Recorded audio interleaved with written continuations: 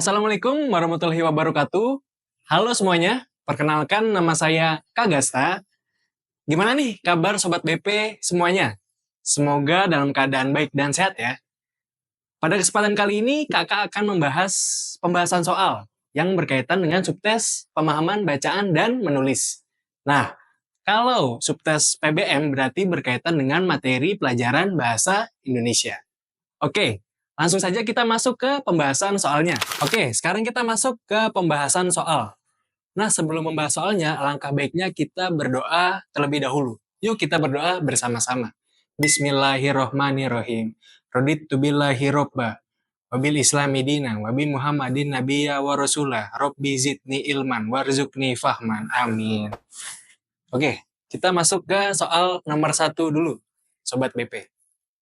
Nah, di soal yang pertama ini, kita ada satu paragraf yang terdiri dari 5 kalimat. Nah, kita sudah mengetahui ya, ada paragraf dan juga ada 5 kalimat. Langsung saja kita masuk ke pertanyaannya.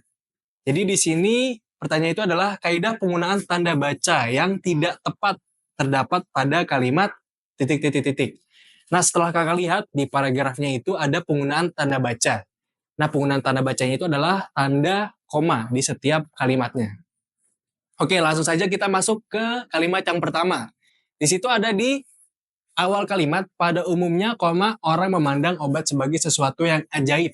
Nah, penggunaan tanda koma ini sudah benar karena itu untuk memisahkan induk kalimat dan juga anak kalimat. Selanjutnya kita lihat ke kalimat yang kedua. Nah, di situ ada juga di awal kalimat, semua obat adalah racun, kecuali diminum sesuai dengan dosis yang diizinkan. Nah, ini juga sudah tepat penggunaannya, yaitu untuk memisahkan frasa pengecualian. Jadi, harus menggunakan koma. Kita lanjut ke kalimat ketiga. Di situ juga ada di awal, hal itu menyadarkan kita bahwa koma dalam mengonsumsi obat, kita harus memperhatikan dosis dan lain-lain. Nah, menurut kakak di sini penggunaan komanya itu tidak tepat karena setelah kata bahwa itu tidak memerlukan penggunaan koma karena dapat mengubah struktur kalimat. Jadi kemungkinan di kalimat yang ketiga ini salah. Berarti kalimat keempat dan kelima itu sudah pasti benar. Nah, kalimat yang keempat itu ada di tengah-tengah, yang besar akan obat, koma, tetapi. Nah, ini juga harus menggunakan koma karena ini merupakan frasa pertentangan. Dan juga kalimat kelima, pentingnya obat, koma, penggunaan, koma, dan bahayanya.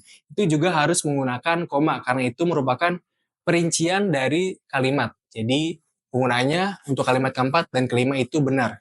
Jadi, untuk soal yang pertama, jawaban yang salahnya itu adalah di kalimat ketiga. Jadi, jawabannya adalah C, untuk di soal yang pertama. Oke, Sobat BP, sekarang kita sudah masuk ke soal yang kedua. Nah, di soal yang kedua ini lebih panjang ya paragrafnya, ada 10 kalimat. Jadi ketika kita mengerjakan soalnya berarti membutuhkan waktu yang lebih lama lagi untuk membacanya. Nah, di sini kita langsung saja masuk ke pertanyaannya karena tadi kita lihat banyak sekali kalimat. Jadi memakan waktu yang lebih lama.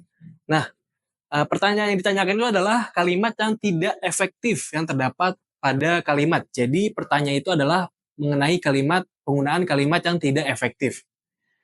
Nah, perlu diingat lagi, dalam penggunaan kalimat efektif itu ada beberapa prinsip. Nah, di sini ada 7 yang sudah kakak masukkan. Yang pertama itu struktur SP. Jadi harus ada penggunaan subjek dan predikat di kalimatnya. Kemudian memiliki urutan kata yang tepat. Jadi harus memenuhi penggunaan kalimat, yaitu ada struktur subjek, predikat, objek, dan juga kalimat. Dan juga keterangan, secara berurutan. Dan juga struktur kalimat paralel atau sejajar, jadi menggunakan imbuhan atau juga penggunaan kalimat yang sejajar agar maknanya itu jelas. Dan juga menggunakan kaidah EYD, tidak ambigu atau memiliki makna yang ganda, dan juga hemat kata, dan yang terakhir itu adalah redundansi atau penggunaan kata yang berlebihan. Nah, di sini ada 7 prinsip kalimat yang harus kalian ingat untuk menjawab soal yang berkaitan dengan kalimat efektif. Nah, di jawabannya itu ada 5 dan dimulai dari kalimat ketiga. Jadi langsung saja kita masuk ke kalimat yang ketiga. Kalimat 1 dan 2 tidak perlu kita lihat karena tidak ada di jawaban untuk mempersingkat waktu kalian dalam mengerjakan soalnya. Kalimat ketiga, salah satu caranya adalah dengan mendukung vaksinasi COVID-19 dari pemerintah yang tengah berjalan. Untuk kalimat yang ketiga itu kakak lihat sudah benar penggunaan kalimatnya, tidak ada yang ambigu, tidak ada yang hemat kata juga, tidak juga yang menggunakan redundansi. Jadi kalimat ketiga itu benar. Kalimat keempat juga, melalui gotong royong antara dunia usaha dan pemerintah, kita yakin akan mampu kembali memulihkan kesehatan dan membangkitkan ekonomi, kata Arsjad. Nah itu juga sudah tepat, penggunaan kalimatnya efektif dan juga komunikatif. Jadi penggunaan kalimatnya tepat. Kita masuk ke kalimat yang kelima. Demi mensukseskan vaksinasi COVID di dalam negeri, Kadin bersama perusahaan-perusahaan di sektor swasta tengah menggelar vaksinasi gotong royong. Kalimat kelima itu juga sudah tepat, tidak ada penggunaan yang salah, walaupun ada satu kalimat yang tidak baku. Tapi walaupun penggunaannya tidak baku, tetap mendukung struktur kalimatnya secara efektif. Kemudian kalimat yang keenam, langkah tersebut menjadi bukti konkret pihak swasta dalam membantu meringankan beban pemerintah dalam mengakhiri pandemi virus corona, ujarnya. Nah itu juga sudah tepat, tidak ada yang tidak efektif dalam kalimatnya. Berarti tinggal satu jawaban lagi, yaitu kalimat 7. Berarti kemungkinan kalimat ini merupakan kalimat yang tidak efektif. Kita lihat di mana yang menghasilkan kalimat tersebut tidak efektif. Nah, di sini sudah kakak tandai melalui program vaksinasi yang dilakukan tersebut. Nah, di sini merupakan ada penggunaan di yang ketujuh, yaitu redundansi atau penggunaan kalimat yang berulang atau berlebihan.